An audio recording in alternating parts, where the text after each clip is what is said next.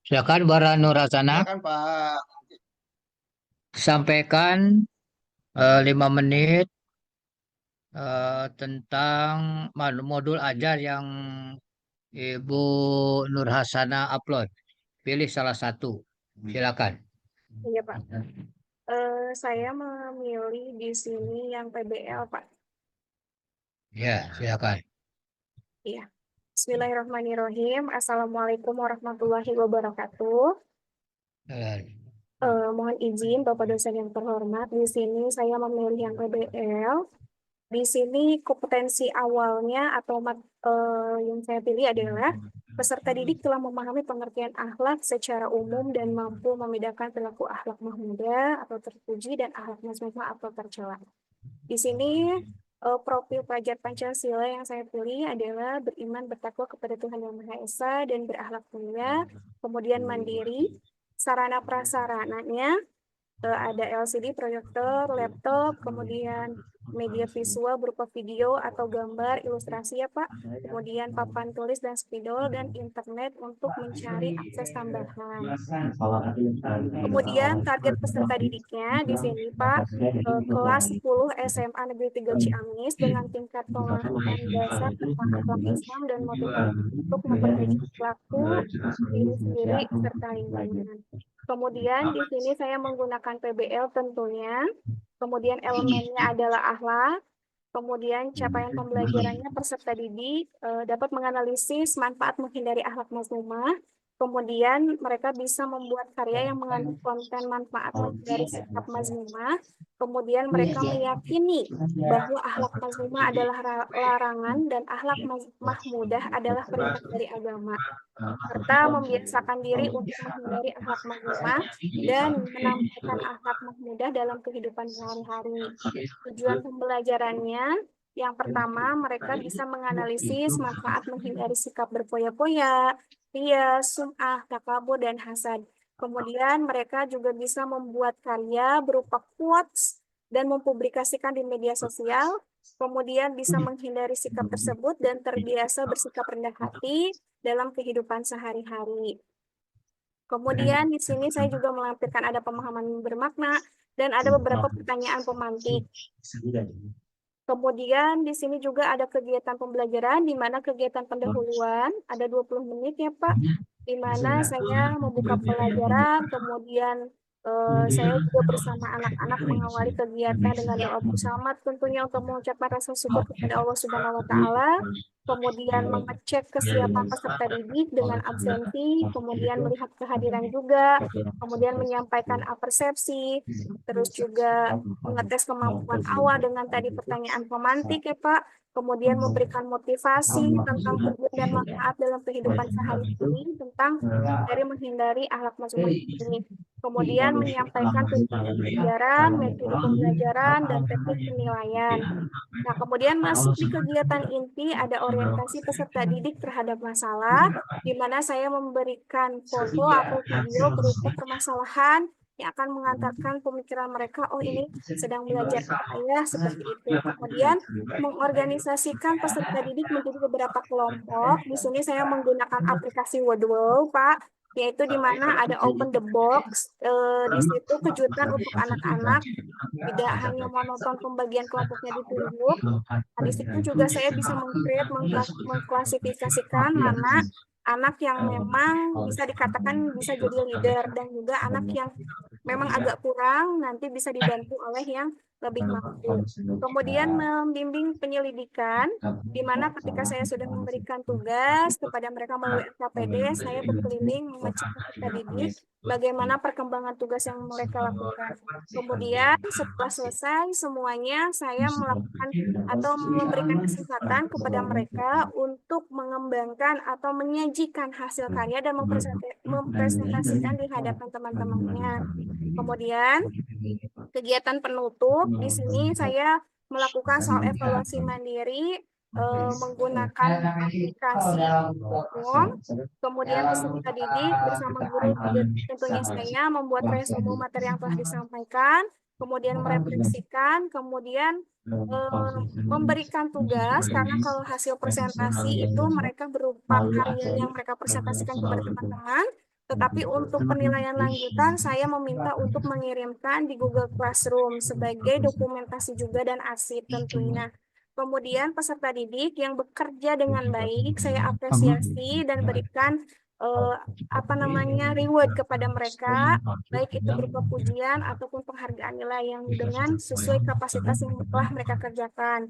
Kemudian mengajak peserta didik untuk melakukan rasa syukur yaitu dengan berdoa dan tentunya memberikan gambaran tentang pertemuan yang akan datang. Seperti itu, Pak.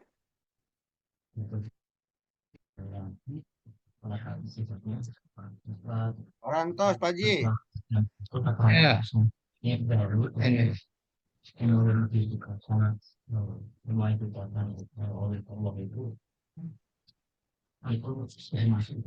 Baik, terima kasih.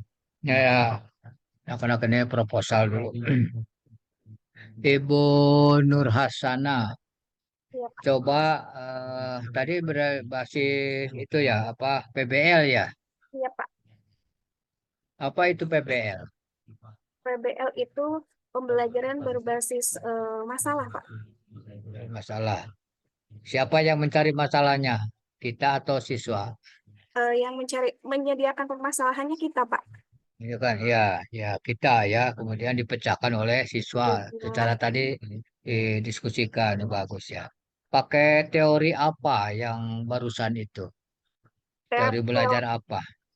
Teori belajarnya ada behavioristik, Pak, ada konstruktivisme, Pak. Oh, dicampur. Dicampur, Pak. Soalnya Coba jelaskan teori behaviorisme itu apa?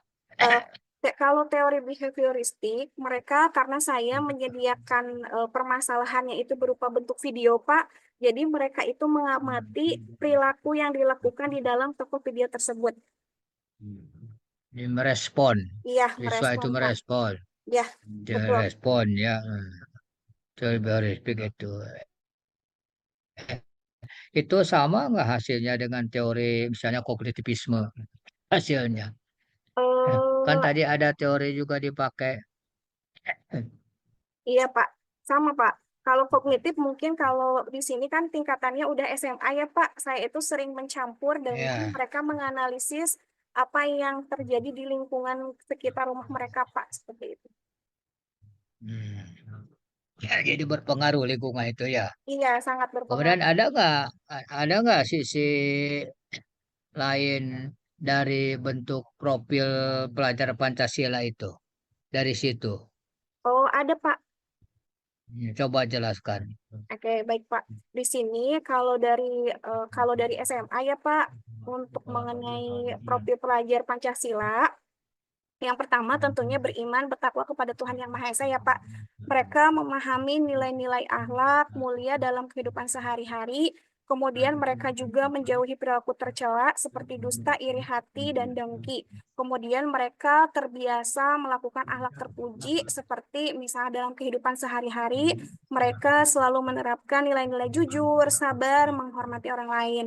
Kemudian di sini saya tadi memasukkan mandiri. Kenapa, Pak? Karena mengambil keputusan yang sesuai dengan nilai-nilai kebaikan tanpa pengaruh buruk dari orang lain. Contohnya kalau misalkan di tingkat SMA itu, Pak, kan mereka udah mulai bisa mengambil keputusan. Misal di tengah-tengah pembelajaran, saya mau bolos gitu, Pak. Seperti itu. Kemudian kalau dengan pembelajaran ini, saya mengharapkan mereka bisa teguh dengan pendiriannya, tidak mudah terpengaruh oleh orang lain.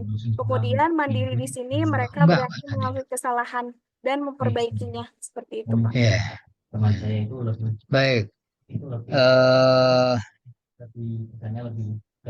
Terakhir, untuk memberikan motivasi kepada siswa, itu apa yang Ibu lakukan? Di pembelajaran ini, Pak. Iya, Ya, untuk memberikan motivasi yang pertama saya mengingatkan bahwasannya sebagai insan yang beriman, karena di sini waktu pas kemarin itu saya peer teaching mengangkatnya TP-nya tentang berfoya-foya ya, Pak. Nah, yang pertama memberikan motivasinya yang positif dulu, Pak, yaitu sebagai orang Islam kita tetap harus berikhtiar supaya memiliki harta yang banyak, supaya bisa menyantuni anak yatim, sesama mengasihi sesama. Kemudian, apabila sudah diberikan harta yang berkecukupan oleh Allah, bagaimana caranya kita untuk tidak berfoya-foya dengan harta yang sudah dimiliki? Ya, sudah cukup, cukup. S1-nya di mana, Bu Nur Hasana? Saya S1-nya di STAI Al-Karimiyah Depok, Pak, Sawangan. Pak Kiai Haji Damanhuri. Oh iya. Ya sudah cukup. Silakan Pak Isop. Ya, terima kasih Bu Nur Hasanah. Saya yakin Bu Nur Hasanah sudah bisa baca Quran ya. Tapi saya ingin dengar, coba dibaca surat Al-Baqarah ayat 8 sampai 10. Ya, Bapak kalau saya buka mushaf tidak apa-apa? Iya, Bu, baca aja.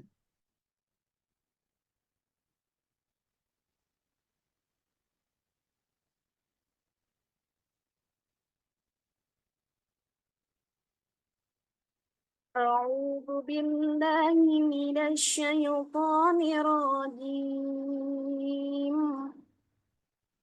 بسم الله الرحمن الرحيم ومن الناس من يقول آمنا بالله وباليوم الآخر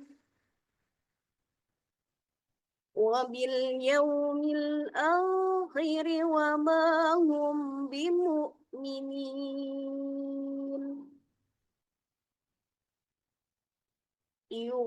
يخادعون الله والذين آمنوا وما يخدعون إلا أنفسهم وما يشعرون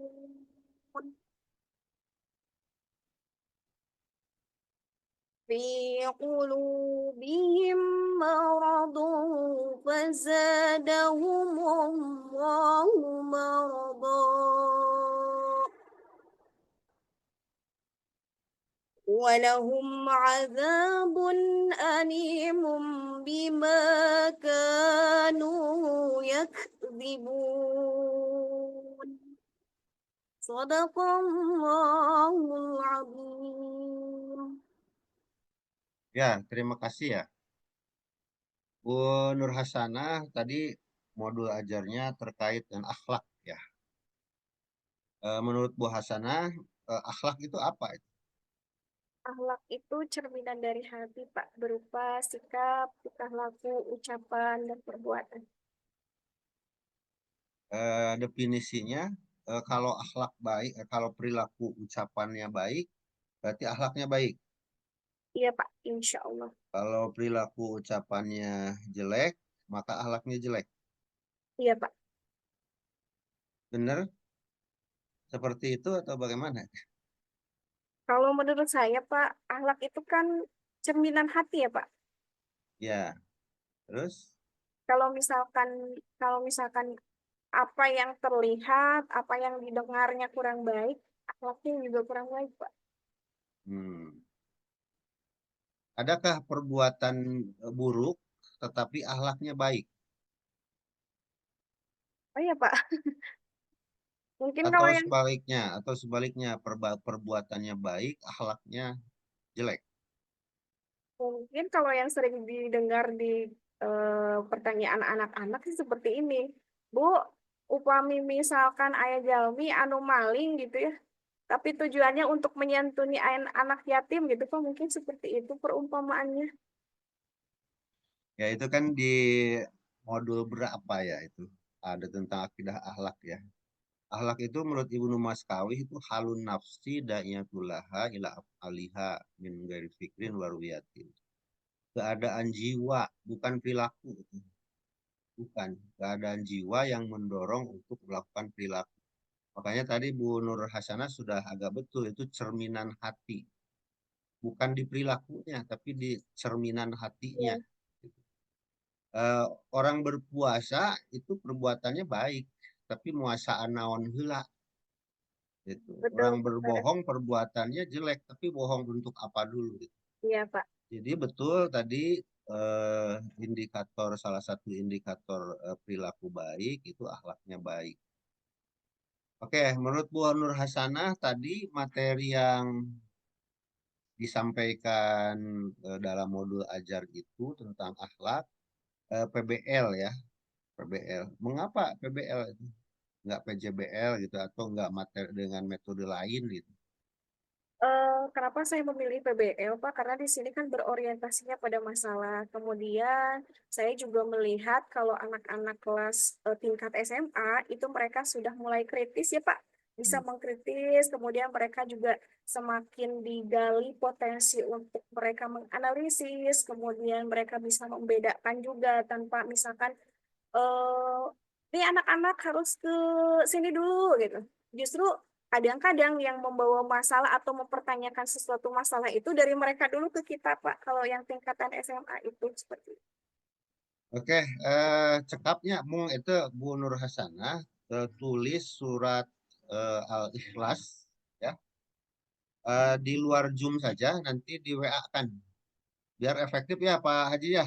Siap, Di WA kan Japri ke saya dan ke Pak Haji gitu. Tulis siap. dulu lalu Japri WA kan gitu. Bapak mohon maaf diulang untuk suratnya Al-Ikhlas saja. Surat Al-Ikhlas saja. Ya, Oke. Oke, sip. Silakan dengan segala hormat bisa live dari grup siap. dari Bapak Dr. Isol, sarang Bapak Haji Tatang, hatur nuhun bimbingan. Sama. Assalamualaikum warahmatullahi wabarakatuh, Bapak.